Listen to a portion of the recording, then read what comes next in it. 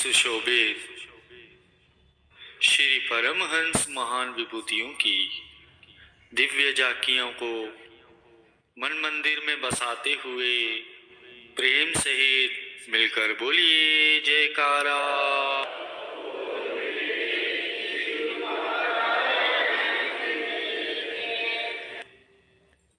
गुरुमुखों,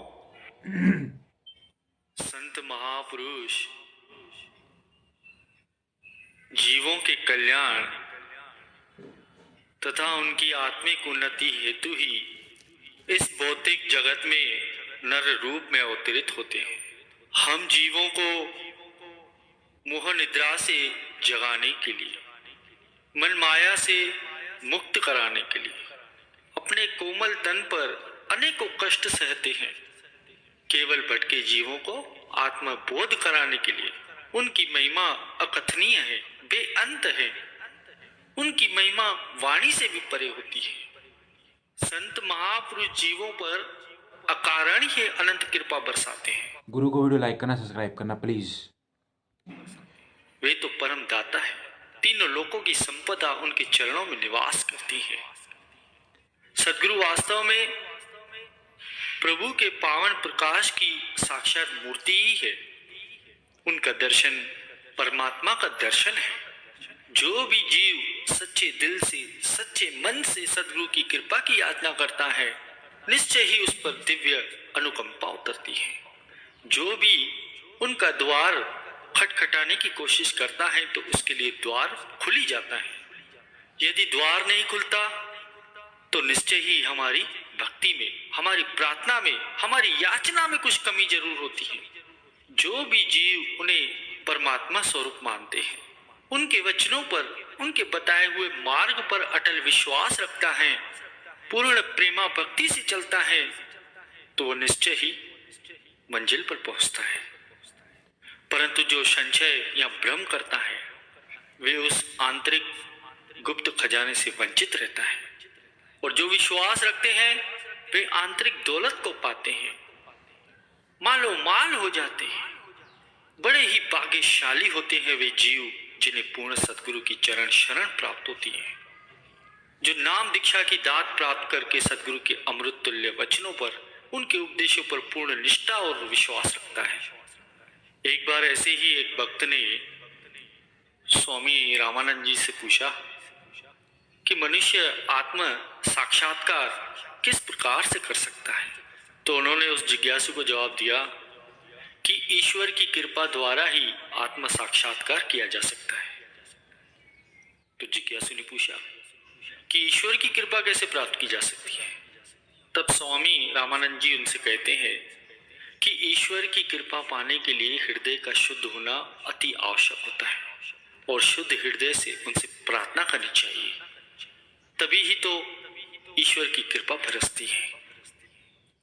प्रेमियों, एक सच्चा गुरुमुख अपने सद्गुरु से यही याचना करता है, हे दयानिधि सद्गुरु, मैं अपात्र हूँ, दीन हूँ, अनजान हूँ। आप तो सर्वशक्तिमान है, पतित पावन है। मुझ दीन पर भी कृपा करें। मैं पूर्णतः आपके समर्पित हूँ। मुझे तो आपका ही ओट आसरा है, आपका ही आश्रय है। हे मेरे रहबर, कृपा करें, मुझे अपने इलाही नूर का दर्शन दीजिए। मेरी आत्मा की ये जन्मों से आर्त पुकार है। सच्चा भक्त जब प्रेमा भक्ति से ओतप्रोत होकर दीन की भांति अपने सद्गुरु से याचना करता है तो उसका अहंकार नष्ट हो जाता है और सद्गुरु की अनुकंपा उस पर बरसती रहती है। प्रेमियों, सद्गुरु की कृपा उचित समय पर अवश्य ही उतरती है, ऐसा विश्वास रखिए। अपने कर्तव्य पूर्ण करते चलिए। सच्चा प्रेम और अटूट श्रद्धा को बढ़ाइए। उनकी कृपा पाने की याचना करते रहिए। उन्होंने जो भक्ति के नियम बनाए हैं उन्हें सच्ची लगन से, सच्ची श्रद्धा से पूर्ण कीजिए, तो आप में एक दिन दिव्य प्रकाश का अनुभव होगा। आपके अंतकरण को अलौकिक प्रकाश से भरपूर कर देगा। सद्गुरु अपने भक्त पर हमेशा ही कृपा बरसाते रहते हैं कि जिससे जीव नाम के अभ्यास द्वारा सुमिरन द्वारा ऐसी अवस्था पर पहुंचता है जहां भक्ति और भगवान का भेद समाप्त हो जाता है। सब ग्रंथों का एक ही सार तत्व है, वह है प्रभु के दिव्य नाम का सतत अभ्यास। निरत रहे हरि भजन में, श्वास रतन नहीं खोए, सेवा भक्ति प्रेम के ये लाए संजोए। प्रेमियों, नाम सिमरन आत्मा की खुराक है। प्रेम सहित व निष्ठा पूर्वक किया गया नाम सिमरन जीव को आत्मोन्नति की ओर ले जाता है।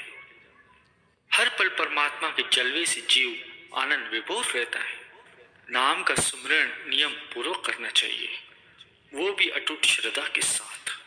इसका तात्पर्य यह नहीं है कि अपने कार्य व्यवहार छोड़ दो।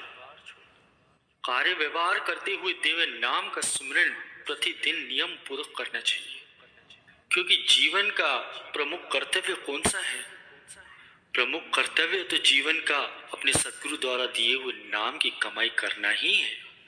संत महापुरुष जीव को ये कभी नहीं कहते कि आप संसारिक कार्य व्यवहार मत करो।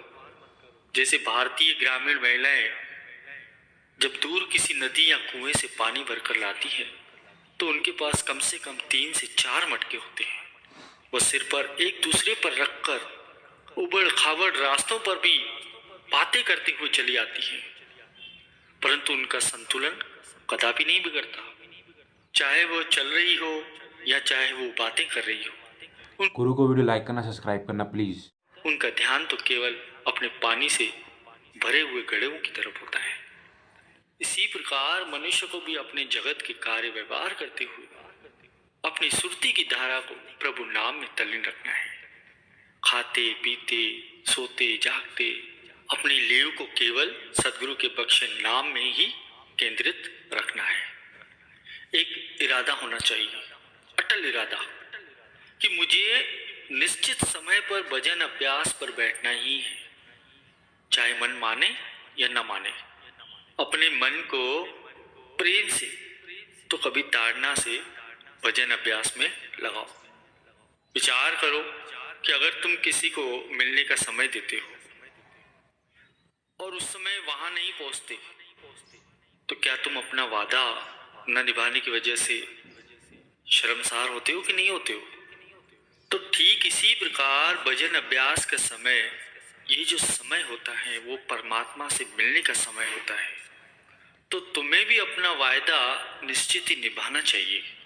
अगर तुम मन को आदत डालने का प्रयास करोगे तो निश्चय ही कुदरत तुम्हारी मदद करेगी। प्रेम व लगन से किए गए नाम सुमरण द्वारा प्रभु का दर्शन अवश्य ही होता है। प्रभु प्रेम की डोरी में बंधे हुए प्रेमी के पास अवश्य ही आते हैं। इसका एहसास तो केवल सेवक स्वयं अपने अंतकरण में कर सकता है कि जो भी पल, जो भी क्षण नाम सिमरन में बीतता है वही सफल है। प्रतिदिन का एक नियम बना लो कि सुबह जैसे ही उठना है पहले प्रभु द्वारा दिए हुए नाम की कमाई करना है। ऐसा हो ही नहीं सकता कि आपका दिन निर्फल जाए। पूरे दिन में किया हुआ हर काम आपका सफल होगा। इसीलिए रोज सुबह जब उठते हैं तो सबसे पहले प्रभु के नाम की कमाई करनी है। फिर देखो दिन कैसे जाता है, हर काम में सफलता ही मिलेगी। इस शरीर रूपी धरती में अमृत वेले में बोया गया नाम का जो बीज होता है वो इतना पल्लवित और इतना पुष्पित होता है कि गुरुमुख उसका फल जितना मर्जी खाए और खर्च करे वो कभी खत्म नहीं होता, क्योंकि नाम का जाप सबसे ऊंचा और सच्चा खजाना है। गुरु को वीडियो लाइक करना, सब्सक्राइब करना प्लीज।